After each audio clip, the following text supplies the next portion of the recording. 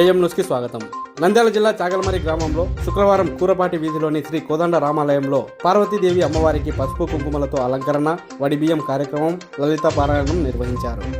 ఈ సందర్భంగా పార్వతీదేవి అమ్మవారికి మధ్యాహ్నం 12 గంటలకు మహామంగళహారతి ఇచ్చారు.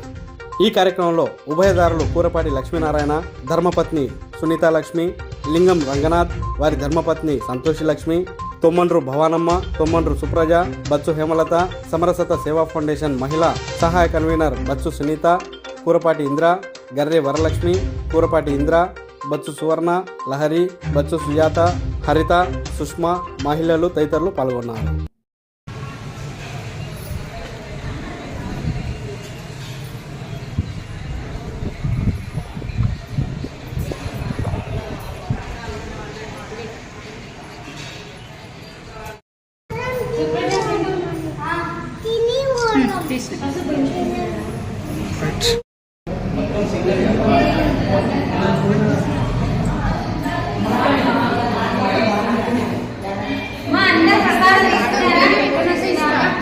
ఎవరైనా ప్రసాదం లేకుంటే అడగండి, తీసుకోవాలి. రైట్.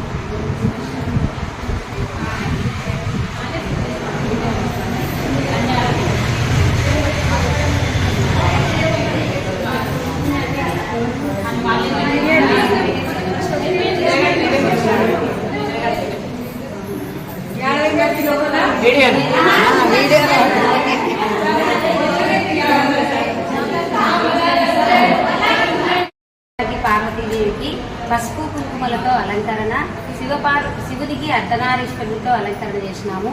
మహిళలందరూ 10 కాలాల పాటు పసుపు కుంకుమలతో సౌభాగ్యంగా ఉండాలని మేము కోరుకుంటూ ఈ అలంకరణము పార్వతీదేవికి చేసినాము. ఆషాఢ మాసంలో అమ్మవారికి చాలా బాగా జరుగుతాయి ఇక్కడ పూజలన్నీ. ఈరోజు ఒక అలంకరణతో, ఈరోజు పసుపు కుంకుమల అలంకరణతో అందరికీ నిత్యతనం ఉండాలని చెప్పి ఉదయం మోస్తూ మహామంగళారతి లలితా పారాయణం కూడా చేశాము.